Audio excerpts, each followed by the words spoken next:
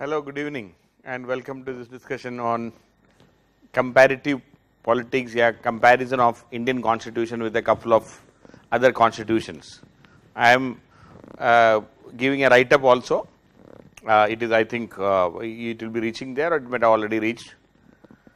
And most importantly, there is no end to comparisons because of 193 countries in this world. And if you look at comparing with every country, it is not possible, but it is not required also. If at all one or two countries we may be requiring, maybe US, the UK constitution, maybe the French constitution, some of the well established ones, other, it is in the material also, in the printed material also you will have, I am also giving you some, so you can use it. Otherwise, we do not have to do it, and especially we are not going to compare anything with any undemocratic constitution, like compare with China and all, please don't tell, because it is not a democratic country at all. Okay, and we are not going to compare with Pakistan or Bangladesh or Sri Lanka and all. I mean, we are not going to do that. We will be doing with some of the most established one, because it's a general statement, not specifically mentioned in the constitution, but still, so we will be, sorry, not specifically mentioned in our syllabus. So we will be using some of the most prominent ones for our understanding. Okay, so I will be comparing first of all India and the US constitution.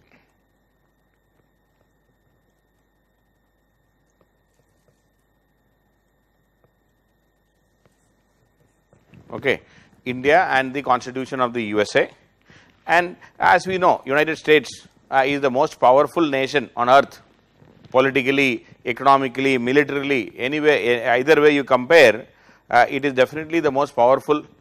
And they got independence in 1776. The Declaration of Independence was in 1776 after a war of independence. War of Independence, which started in 1774, and the trigger was the tax, a tea tax or Tea Act of 1773. See, US was a colony under UK, and in 1773 the what you call Tea Act 1773 was passed, whereby the British East India Company was allowed to sell tea from China in the American colonies without paying taxes. So British East India Company can sell and the American colonies cannot tax them. Without paying taxes they can do it. So that is how the whole law was passed, and this is protested. I mean, that is how the Boston Tea Party, you might have heard about this term, Boston Tea Party, when the protesters entered the ship which was carrying tea bags to US in the Boston harbor, they threw all the tea bags into the water and they destroyed the ship, and that is what is known as the Boston Tea Party, and that is what the, so this Tea Act of 1773 was the trigger. It was the trigger for the War of Independence. They protested against this act, where British East India Company was allowed to sell tea or import tea from China into the American colonies without paying any tax. That is how the War of Independence started in 1774. 1776 they declared independence, and the US constitution, then what happened is that these independent colonies or independent states sat together at a place called Philadelphia.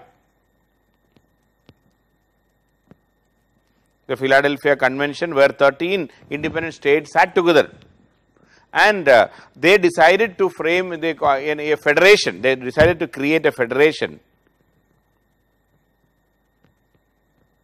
and these states decided to give power to the center. That is how the federation, the idea of federation came into being.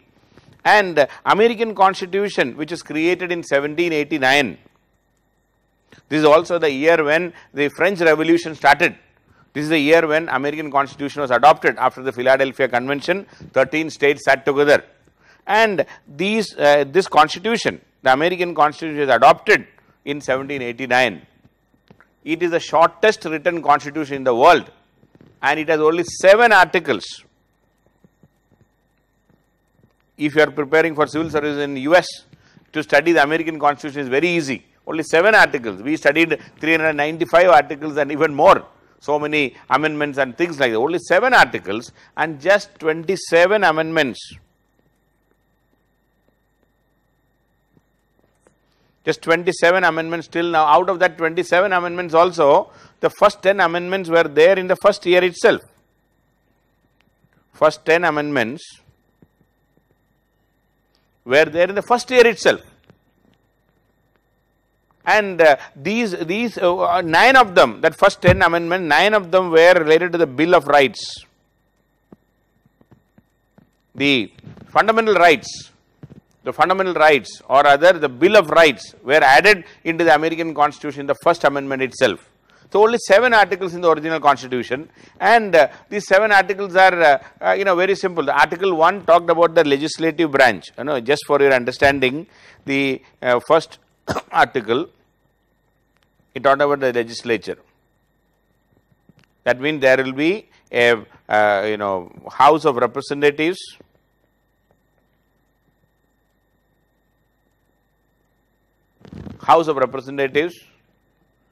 and this is the lower house, this is the lower house, this is the Lok Sabha or the lower house,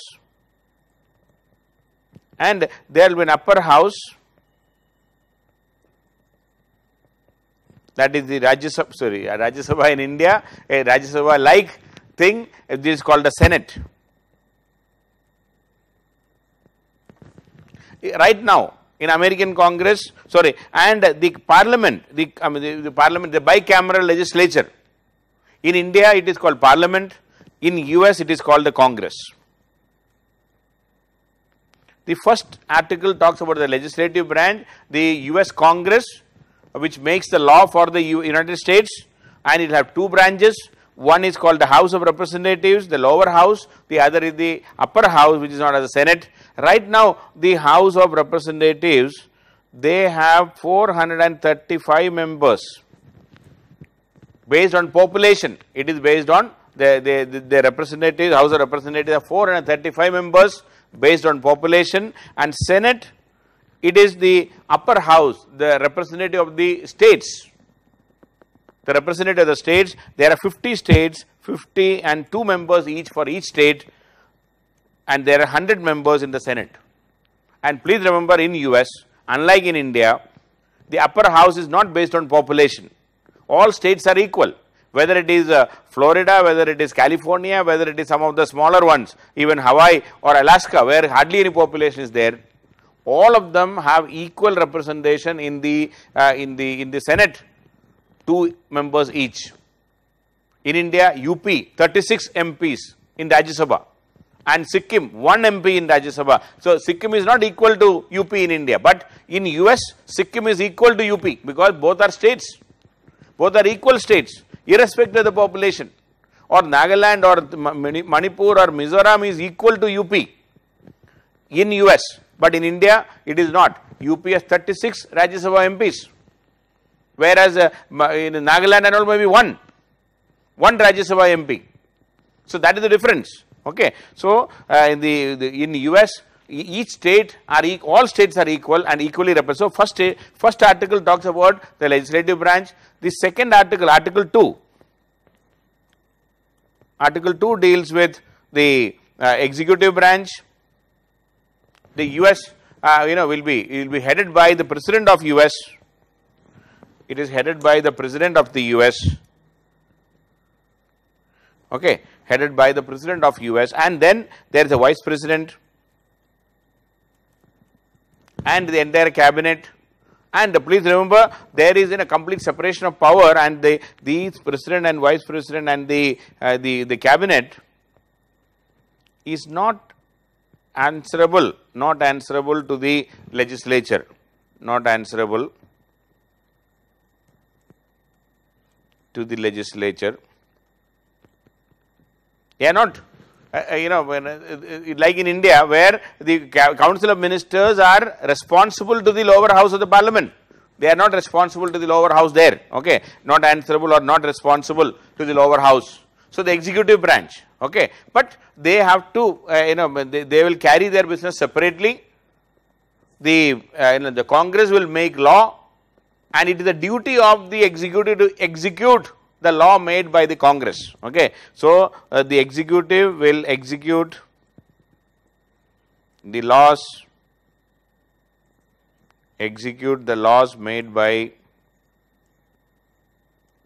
the Congress. They have to just execute it. Okay. Then the Article 3 talks about the judicial branch. Article 3 is the judiciary. The judicial branch, there is a Supreme Court with 9 judges. Okay. And it will be the highest court, the judicial branch, the Supreme Court decide, it is the, according to the US Constitution, any constitutional, any doubt regarding any law passed by the Parliament or by the Congress or anything, everything comes to the Supreme Court. We will talk about that. Then Article 4 talks about the powers of the states. Powers of the states. Article 4, the states have certain power. Article 5 talks about the amendments, how to make amendments. It talks about the amendments. The constitution can be changed. The new amendments can be added to the US Constitution with the approval of 2/3 votes in each house. Okay. In Congress, 2/3 of the members should support in each house separately. Each house separately. And then 3/4 of the states should approve. 3/4 of the states should approve. Okay, 2/3 in each house, in Senate as well as House of Representatives. Then 3/4 of the states should approve. Then Article 6 talks about the powers of the federation, federal powers, the union powers. See, Article 4 talked about the power of the states. Article 4 talked about the power of the states. Article 6 talks about the federal powers. And Article 7, only 7 articles, and Article 7 talks about the ratification. That means how this constitution will come into being, or how the constitution can come into being. So, finally, in 1789, the constitution came into being after being ratified. Okay. So, the first, and then the first 10 amendments were there in 1789 itself, and it is called collectively known as the Bill of Rights. Okay. In the first year, 1789 itself, 10 amendments. Okay. 10 amendments were passed in 1789 itself. Now, I would like to just talk about a couple of points about the Bill of Rights also, just for your understanding. Coming to the Bill of Rights, we talked about the Indian, constitution, and we talked about the fundamental rights, and we talked about, at that time, it is similar to the Bill of Rights of the US, the Magna Carta of UK. We said all these things, in big statements we made. Now, what is that Bill of Rights we should see? Okay, so let me just talk about that particular thing, the Bill of Rights. So, the first amendment, okay, the first amendment, that means the first amendment of 1789, sorry, not 1789, I made a mistake, it is 1791, okay, 1791, the first amendment, it came into being in 1791, 89 the constitution came into being, and 1791 itself, okay, within a few years, within 2 years we can say, 1791 the amendment took place, the 10 amendments were there in 1791, and the Bill of Rights came, and the first right, it says the people have the freedom of religion, freedom of speech, freedom of press, freedom of assembly, and the right to petition the government. So, Article 1 or the first Bill of Rights, the first amendment, the freedom of religion, then freedom of speech, freedom of press, very clearly mentioned in US, it is not mentioned in India. We are talking about a comparison. Okay. Then freedom to assembly, to assemble, also, and the right to petition the government.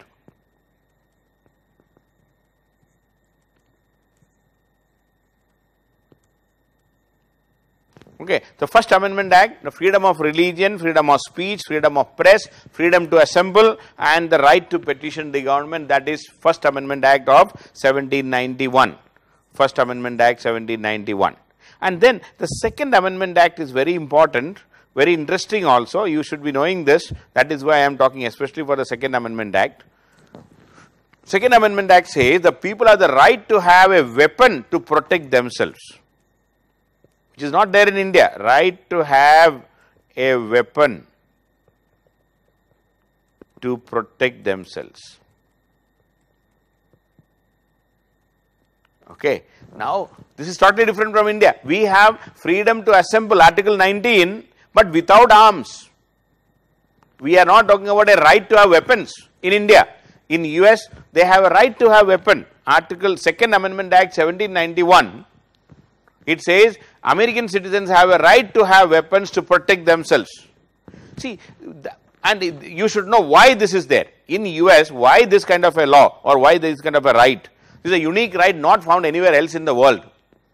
You will not find in Europe like this. Obviously, in a country like India and all, see, we may give some license to some people to have weapons, but in extraordinary circumstances. Not here, it is a right like right to freedom of speech or right to freedom of religion, right to freedom of weapon. Just see. That is why in America you can see children carry weapon to school also. And if there is a altercation between bullying and all in the school, they take out the weapon, automatic rifles, AK-47 type. If teacher says something, scold a child, child will stand up with a gun and shoot the teacher down. See, why is it there in US? That is because of the history of US. See, the US is the country of migrants. Migrants came from Europe, most of them, and then they had their slaves.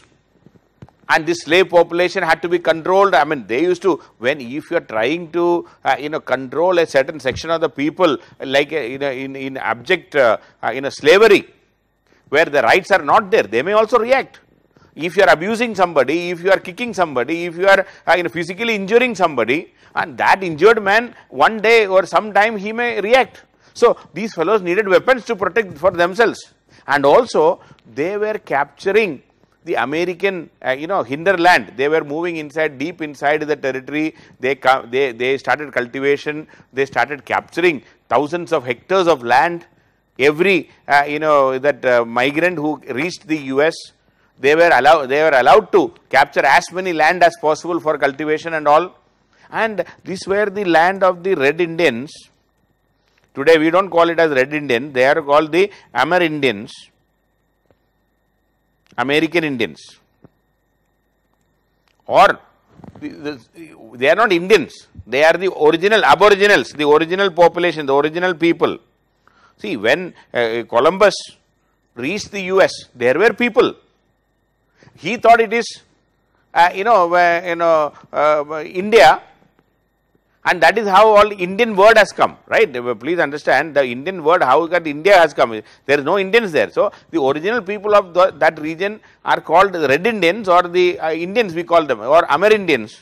So, they were, when their land was captured by these migrants, by the Europeans, there is a lot of, war, and there is a lot of fight to control them, to fight with them, and there is no proper police and all, because America is such a vast country, 3 times the size of India, and hardly any population in the beginning, and they were migrating and capturing land, moving deep inside the territory, and state cannot give protection to all of them. So, the state said, you have weapons. So, the second article, the Second Amendment says the people have the right to have weapons to protect themselves. People have the right to have weapons to protect themselves. That is how the gun license came, or rather the right to have weapons came. Free license, hardly any license required there. You can walk into a store, a gun store, you can buy an automatic rifle and go out. No permission, nothing is required. You have to just give basic minimum data or information about you, and then you can purchase a weapon and go out. And that is why in US today the maximum number of deaths, in India the maximum number of deaths are taking place in the road because the road accident. Unwanted deaths in India mainly because of the road accident. Today also I saw an accident, very tragic, when I was just coming. I saw in the roadside some scooty fellow had an accident maybe a few minutes before I reached there, and already dead, lying on the road. Even police and all came maybe 5 minutes before the accident might have taken place. Gone. Some young fellow in a scooty is lying on the corner. See, hundreds of people, thousands of people are dying in India every year in road accident, unwanted death. But in US there is no such road accident death, but they have gun license or other guns. Anybody and everybody having a gun, too many guns at home, and accidental firing, even small altercation, people out of a fit of anger and all take out their gun and fire. Children carrying smuggling this gun to the school, then firing to the teacher and the fellow children also. And every year we can see so many gun incidents or other gunfire incidents in the school, the shootouts, and it's very tragic. And America, they are not able to ban it right now, even though 1791 amendment says that you can have a right to a weapon. That was at that time. Today in 2020 you don't require such weapons to protect themselves. These weapons should be banned. But the gun lobby in US is so strong, like our Adani Ambani lobby in India. They can make any law, they can change any law. Whether the farmers law, many people are saying this farm law, the labor law and all, is dictated by Adanis and Ambanis. We don't know, but they can influence, they can change any law. This gun lobby is like that in US. There are two big lobbies in US. One is the gun lobby, the gun manufacturers, and the other is the petroleum products lobby, petroleum lobby, the oil lobby. See, because they fund most of these presidential election and everything. So they are so powerful that no American president can change this gun law. See, even Obama wanted, after many shootouts during his time, he even had in a public speech, he even cried.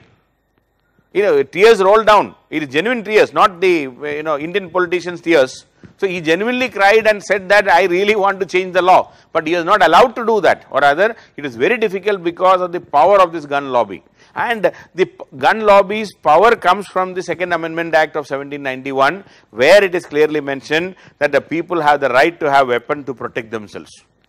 So this is a big law in US, is a unique law in US, which is not because that is the history, that is how the American, the people got settled there. This is how they captured land. They had to fight with the slaves. They had to fight with the Red Indians or the Aboriginal population. And during that time, the police and the state was not able to protect each and every citizen because that was not possible at that time. So they allowed the people to have weapons. Now it is a curse on America. See, I still remember many years before when Bill Clinton was the president of US, he said in one of the State of the Union address, when his address to the nation, he said the biggest challenge of US, 1990s, he said this. He said the biggest challenge for the US today is a 15-year-old or a 14-year-old boy moving around with a gun in his hand and a 14-year-old girl moving around with a baby in her hand. Okay, because of the failure of the family system, because the failure of the social security, the way it is there in a country like India, children are moving around freely and having sex and married, no marriage, children. These kind of young girls having early pregnancy and having a child is a problem. That is because of the breakdown of the family system. And the other thing he said at that time was that a 15-year-old or a 14-year-old boy having a gun in his hand and moving around and shooting freely, and a 14-year-old girl moving around with a baby in her hand. He said at that time, but of course that is the time before these September 11 and things like that. In 1990s he said this. Maybe 95, 96 time he might have said this. But it is very, very relevant. This gun is a curse now for the US because of the misuse, accidental fires. So many people are getting killed in US on a daily basis only because of this gun law, and they are unable to change it because of the power of the gun lobby, which I said already. Now, another third amendment, just for your understanding, and soldiers cannot take or live in a person's house. That means soldiers cannot barge into somebody's private property. Then the government cannot arrest a person or search their property unless there is a probable cause. Okay, freedom, you cannot search or arrest a person unless there is a probable cause, that is the 4th Amendment. Then 5th Amendment said the government must follow the law, the due process before punishing a person. The government must follow the due process. The government must follow the due process before punishing a person.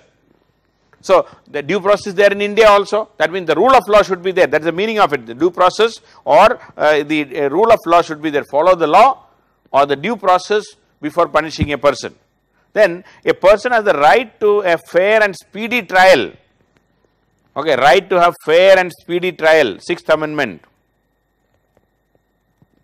Fair and speedy trial. Okay, similar to our provisions, but fair and speedy trial. Then 7th, a person has the right to have a jury trial for civil cases. 7th Amendment Act, a person has a right to have jury trial in civil cases. I talked about the jury in our Supreme Court, High Court discussion. Okay, jury trial. Then the government cannot demand excessive bail or fine or any cruel or unusual punishment. I mean, these are all about the rights of the people regarding the punishment and all. Then 9, the Constitution does not include all rights of the people and the states. So, the Constitution does not include some of the rights they have mentioned. So, these are some of the articles mentioned. These are the Bill of Rights which is passed in 1791. Some of the provisions, and one of them, as I said, a very, very controversial one is the right to have weapons.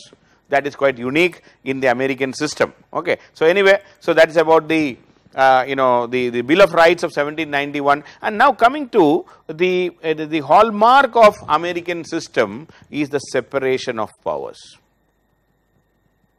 See, if you talk about one highlight of the American system, American Constitution, is the separation of powers. This is quite unique. Separation of power is the most striking feature of American Constitution. So, separation of power between judiciary, executive and legislature. Separation of power between whom? Between the judiciary, separation of power between judiciary, executive and the legislature. See, in US, they have a watertight compartmentalization.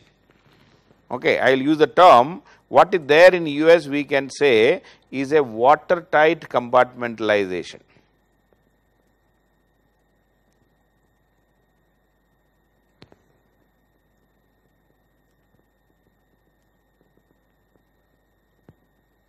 Watertight compartmentalization of power. Separation of power is very clear. The executive has nothing to do with the legislature, and legislature has nothing to do with executive or with the judiciary. See, in India, Prime Minister is also an MP. He is also a member of the legislature. The Prime Minister can continue. We have parliamentary form of government. And please remember, what is the cardinal principle of parliamentary form of government? The cardinal principle of parliamentary form of government is the Prime Minister or the Council of Ministers can hold office only when he enjoys majority in the Lok Sabha. That means there is no separation of power between executive and the legislature. There is a lot of overlapping. That is not the case with the US. In the US, it is 100% separation. The president has nothing to do with the legislature. He never goes to the legislature. He cannot sit in the legislature. He is completely separated from both the houses. Okay, watertight compartmentalization, and this has come from a French political philosopher and thinker called Montesquieu.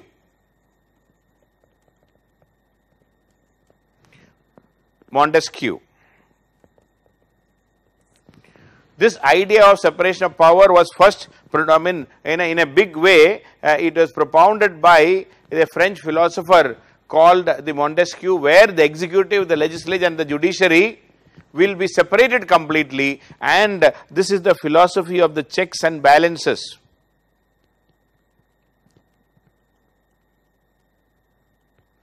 This is the philosophy of the checks and balances. And here each branch of the state has some authority to act on its own. Each branch has some authority to act on its own and some authority to regulate the other two branches.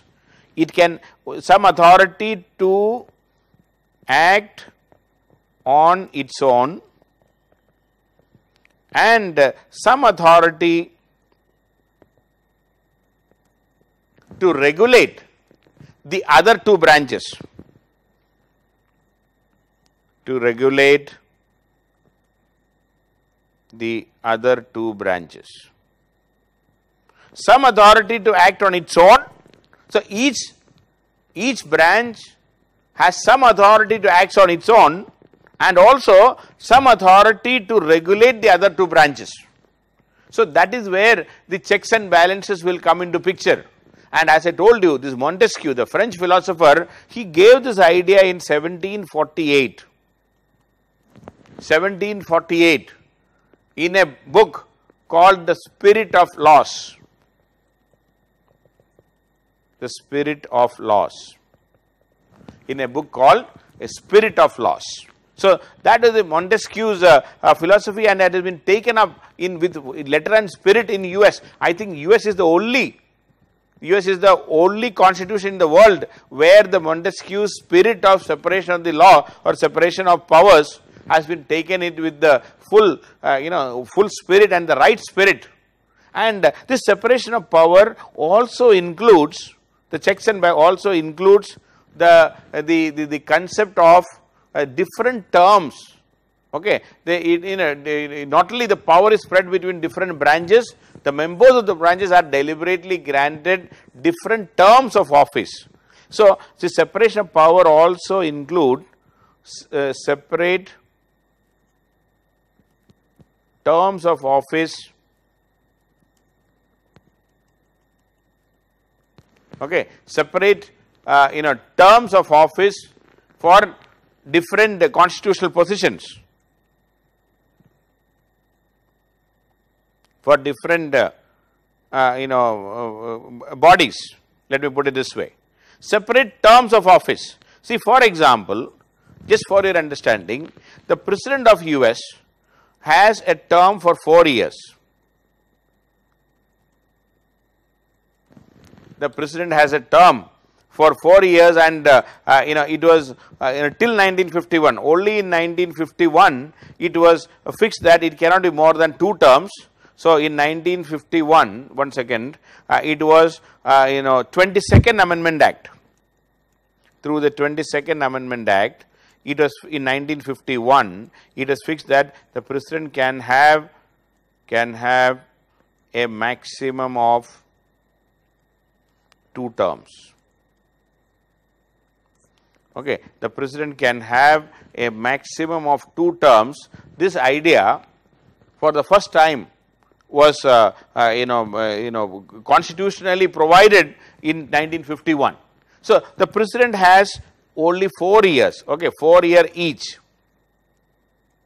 4 year each, and he can have maximum 2 terms. Then when it comes to the House of Representatives, the lower house or the House of Representatives, they can have only 2 years. In a Lok Sabha, the tenure of Lok Sabha is only 2 years. Here it is 5 years. So there hardly any time for a House of Representative member to even enjoy the power. You win a seat, and within 2 years you have to go back to the people. And when it comes to the Senate, the upper house, each member has 6 years. The President has 4 years, and the Supreme Court judge,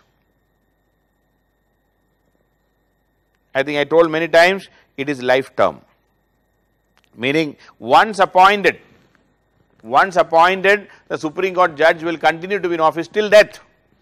And you might have seen now in America right now a presidential a hearing by the Senate is going on for the appointment of a judge, a Supreme Court judge, which is going on. And after the death of one of the liberal judges recently, just a minute, I will just give you that name, one second. In the Supreme Court, see, the Republican, now the Republican Party, they are trying to make it as fast as possible, and one second. Yeah, the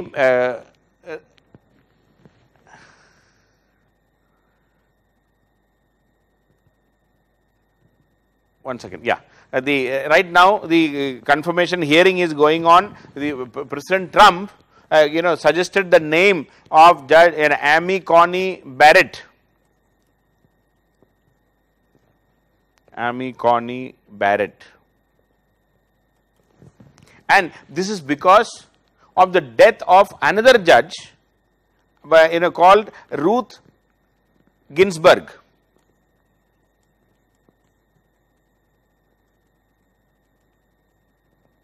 Ruth Ginsburg was a liberal judge, as a Democrat supported judge, and because of her death, now the American system is the president can nominate. The president can nominate a judge's name, okay, to be the Supreme Court judge, but the Senate should approve. The majority, the Senate should approve means 100 members are there, they will vote, and the Senate will approve. Earlier the condition was that at least 60 members should support, okay, that 60 members should support was the condition, but later on, after 2016, or rather after in the last couple of years, even a simple majority is sufficient. Simple majority approval from the Senate, from the 100 members should be there, and that is why Amy Coney Barrett is likely to be appointed as the judge of the Supreme Court. I mean, very much likely, and it is possible because Republicans have majority in the upper house today, in the Senate. Okay, anyway, so what I am trying to say that once they are appointed, Ruth Ginsburg death, now Amy Coney Barrett is I think 48 or 49 years of age. Now, in every likelihood, the life expectancy in the US is quite good, more than 80 years. So, if this judge lives beyond 80, 90, even 95, whatever be the number of years, say imagine 90, that means the next 40 years, the same Amy Coney Barrett will be there as judge, because the judges, the Supreme Court judges are appointed for life. They cannot be removed, or rather they can be removed if there is a violation of the constitution and all, the way it is there in India, but otherwise there is no retirement age. The president the Supreme Court judges have no retirement age, and so this kind of separation of power also includes separate terms of office for separate constitutional authorities, okay, separate constitutional authorities, and that is part of the this separation of power. So, no mixing up of power, no mixing of authority between judiciary, executive and legislature, and also there is separate terms of office for different offices. That is part of the American system. 2-year term for House of Representatives, 4-year term for President, 6-year term for Senate, and finally, you see, life term for Supreme Court judges. That is also part of the separation of power. And in fact, James Madison, the fourth American president, James Madison was the 4th president of the US, and he is known as the father of the American Constitution. Okay, he was a main architect of writing the Constitution. James Madison. There is a Madison Square in New York City, okay, where Prime Minister Modi addressed the Indian people, or Indian origin people, when he became the Prime Minister in 2014, and when he had a visit to the US, and he addressed the people in Madison Square. It was very famous. Okay, James Madison was the 4th American president and one of the founding fathers. He is also known as the father of the Constitution. He was the president from 1809 to 1817. James Madison, and Madison very clearly said, he said, the accumulation of all powers a very interesting statement by him. It is relevant to India also. The accumulation of all powers, that is the legislative, executive and judiciary in the same hands. The legislative, the executive and the judiciary in the same hands, or whether same hands, whether of one, a few or many, or whether hereditary or in one institution, same hands, whether it is in in a single persons or a few persons or a group of persons or in a particular institution or a hereditary post or a self-appointed or an elected. Okay. So, if the concentration of power, even if that person is elected, even if elected, the accumulation of all powers, executive, judiciary and legislative in the same hands, even if elected, can justly be pronounced as the very definition of tyranny, can justly be pronounced as the very definition of tyranny, justly be pronounced as the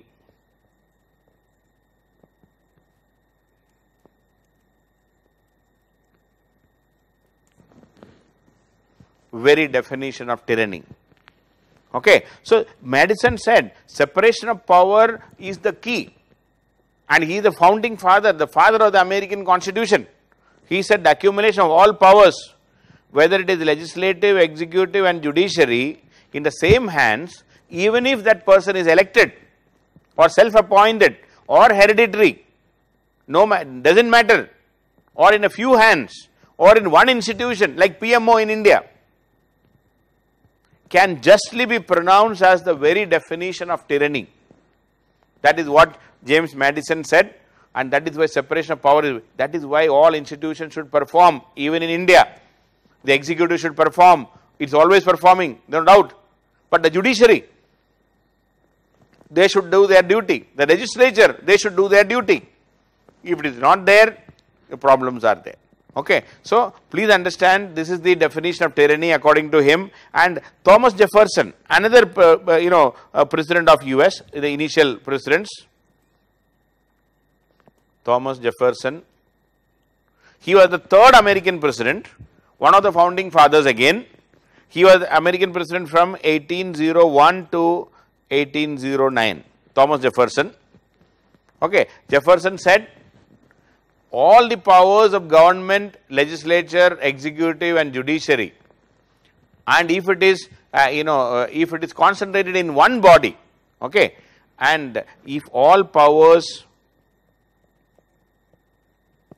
that is executive, legislative and judicial powers, if all powers are concentrated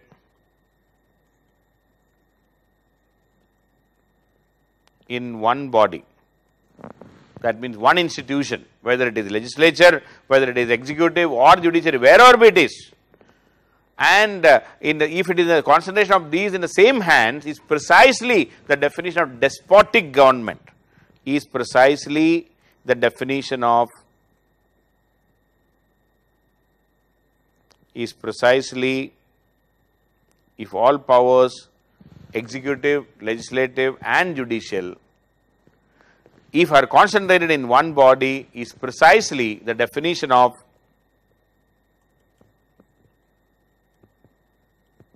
a despotic government.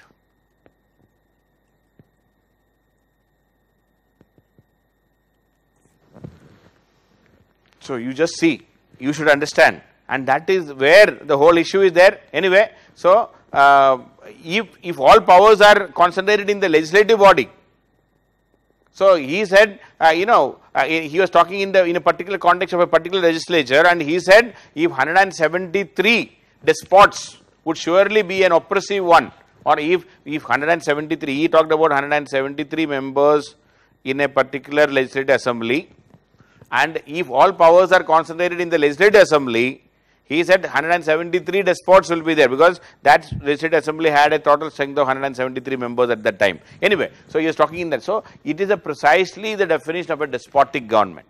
Now coming to the presidency, American president, he is, when you talk about the president of the US, American president is the head of the state as well as the head of the government. Head of the government. Indian president, he is the head of the state, but the head of the government is the prime minister, and he is also commander in chief. He is the chief diplomat, okay, and he presides over the executive branch of the federal government. He is the head of the government. He presides over the the executive branch of the federal government, and it is a massive organization of almost 4 million people.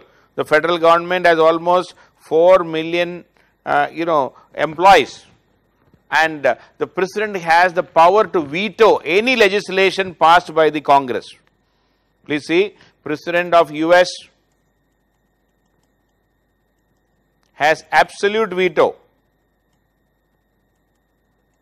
He can sign it or he can veto any law passed by the Congress. But if the Congress wants to overrule it, the Congress should pass in both the houses with 2/3 majority. See, if the president veto a bill, the Congress can override a presidential veto. The Congress can override a presidential veto only if they pass it with a 2/3 majority in each house.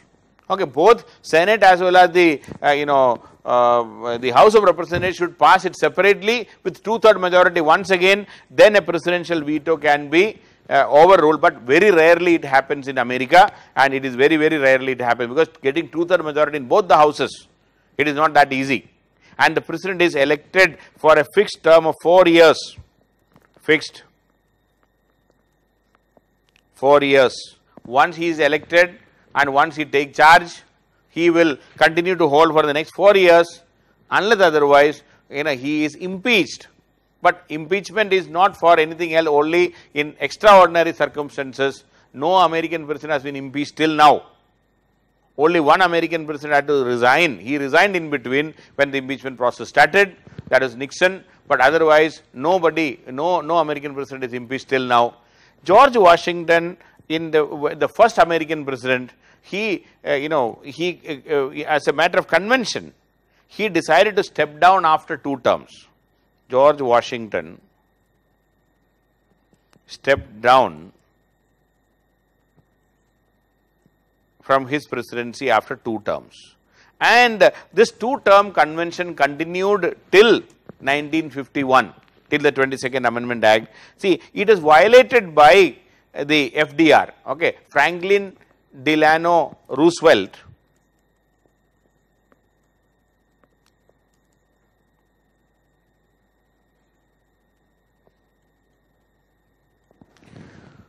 Franklin Delano Roosevelt is considered to be one of the all-time great American presidents of America's history. See, when we talk about the great, all-time great American presidents, there are 3-4 names will always come. Of course, one is George Washington.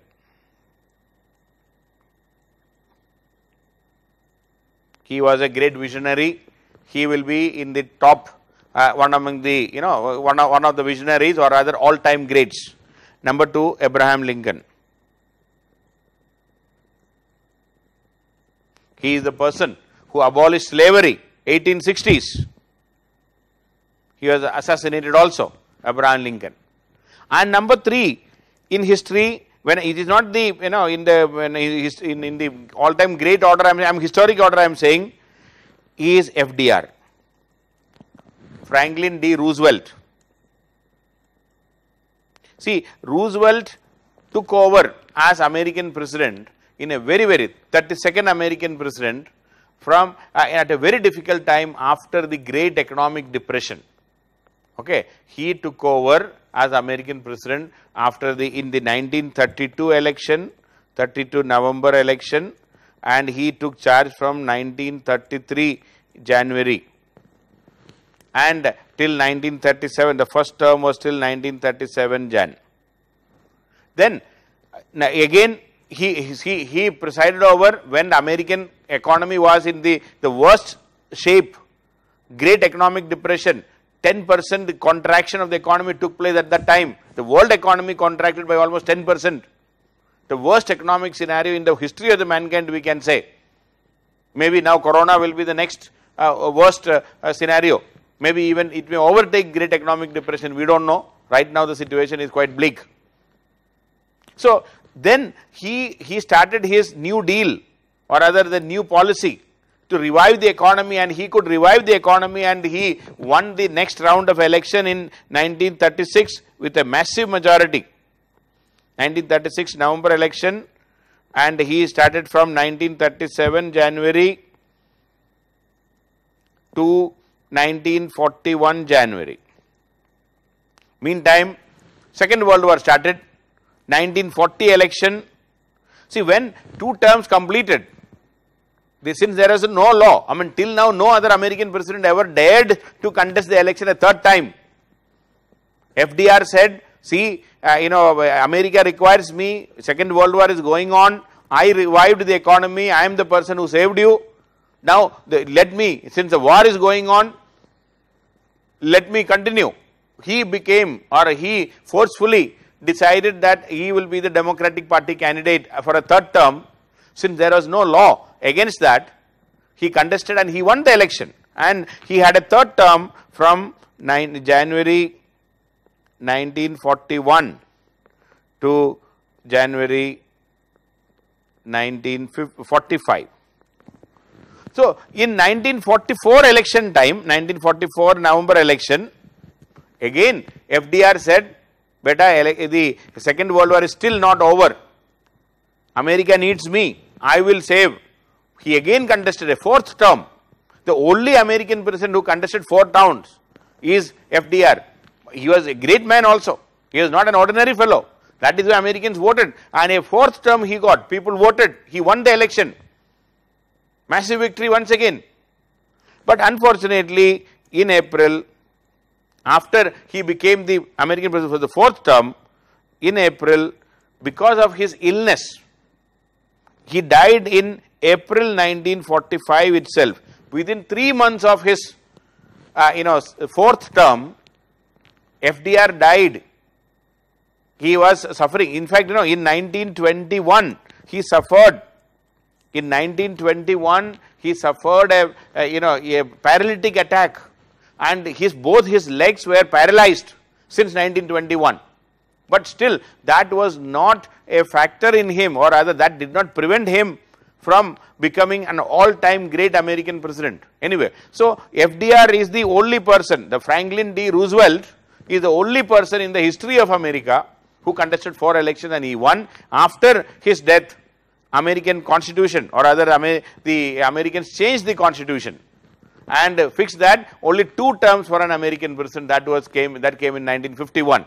So whatever it is, so we are talking about the fixed term of 4 years into 2 terms, maximum of 2 terms can be there. The only exception was our FDR, and he contested 4 elections and he won all the 4 elections.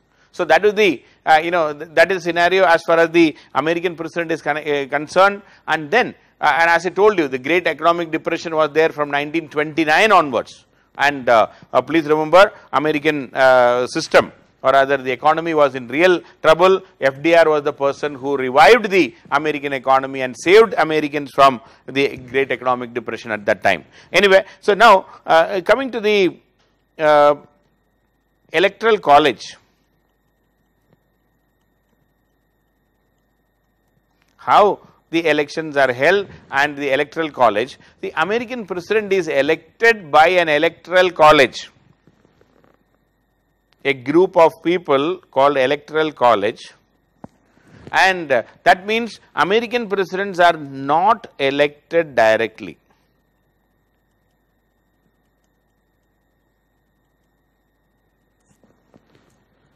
American presidents are not elected directly, they are indirectly elected.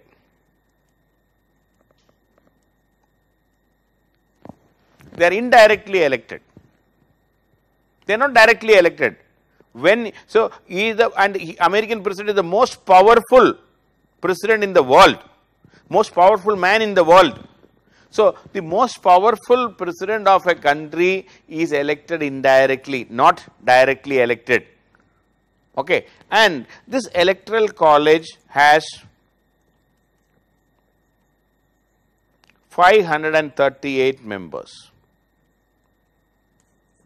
Okay, electoral college has 538 members, and how these electoral college members are chosen, and how is it decided? The number is fixed. Now let me say first of all, so in US there are 50 states, and population of each state varies. That is also there, and some of the states are very big, some of them are very small. Now, in House of Representatives, there are 435 MPs, members of parliament or members of Congress, House of Representatives. Senate, 100. So what they have done is, the electoral college members are equal to the number of MPs in the Congress. Okay, so the electoral, please listen carefully, electoral college members, or the number of electoral college members are equal to the number of MPs in the Congress. That means House of plus Senate. So 535.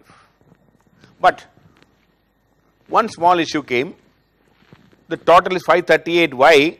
It is 538 today because the Washington DC, the capital territory, was not represented. It is not represented in the House of Representatives or in the Senate.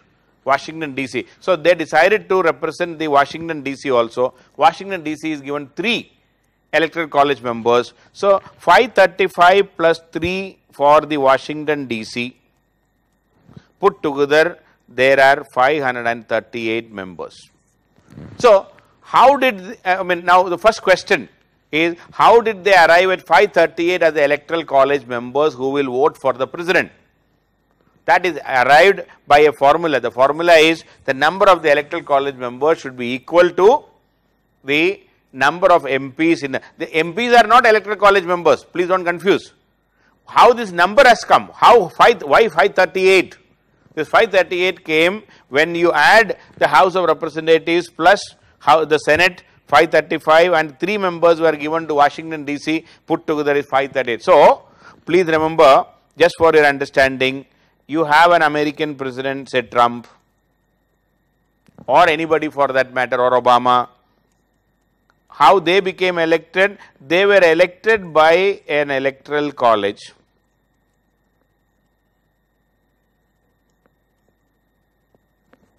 Or Joe Biden. They are elected by an electoral college, and this electoral college has 538 members. And the common men, the public, the voters voted to elect the electoral college members, voted to elect the electoral college members. I hope it is very clear. If you are a voter, we are not directly voting to Trump or Joe Biden or Obama. We did not vote. We are voting to elect the electoral college members. These electoral college members will elect the president. Okay, the electoral college members will elect. So voters will elect the electoral college members, and the electoral college members will elect the president. That is the system. Now how? Now when is the election? Now the next question. So first of all, the president is elected, and each state, depending upon the